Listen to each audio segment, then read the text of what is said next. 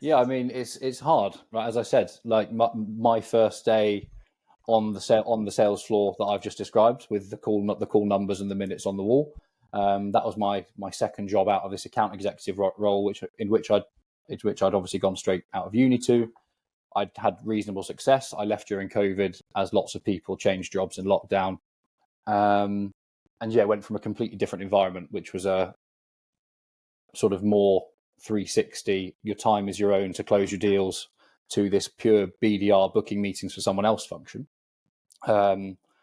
Where if your handset is not in your hand, or you're not speaking into your microphone, all of the red light isn't flashing on your handset for your boss to see that you're on the phone. It's sort of like, what are you doing? And my first sort of proper morning on the phones was about 3 days into the job. I was faffing around trying to find the next person to call. Manager pulls me aside, takes me down the road for a coffee and goes, "What are you doing? Like, we've hired you into this job because you interviewed well and we want you to succeed, but you have to be on the phone to do that." And that was the biggest kick up the backside that I possibly could have got at that time. One that I wasn't necessarily expecting, given it was my first day on the phones.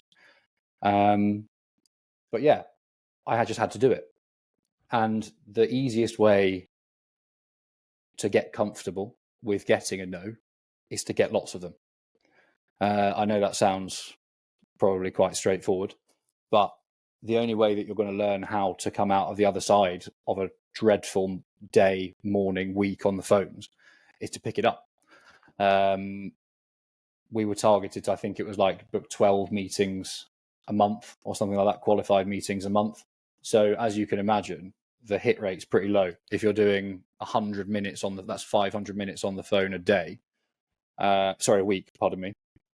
And you're only booking, 3 meetings a week out of that. That's a pretty poor return rate to get targeted on, which again, though, shows you how hard it can be to get a yes from a cold call.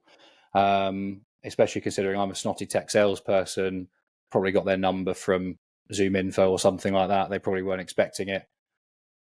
You're going to get more no's than you are going to get yeses. Now, of course, you're going to find that unicorn, that person who has 5 minutes to chat, is struggling with their current solution and absolutely loves everything that you're selling to them.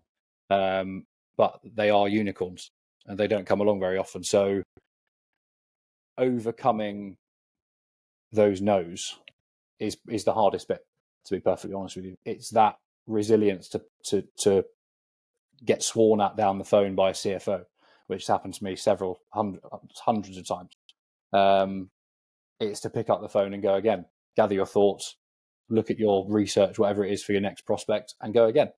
And I think without that absolute trench warfare that is cold calling like that, there's no way that I would have been as successful as I am now.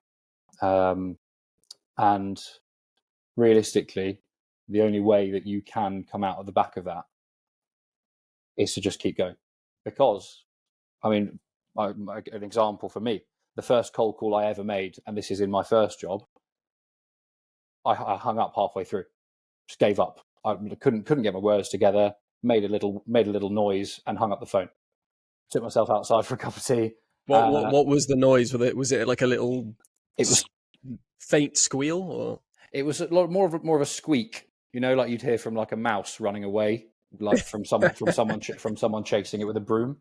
Yeah, I got grilled a couple of times by the guy on the other end of the phone, and I made this noise and just hung up, moved the lead out of my name in the CRM, and just sat there contemplating life for 5-10 minutes, like what on earth have I done? But here I am 5 years later, succeeding in a full cycle closing role. And as I said, without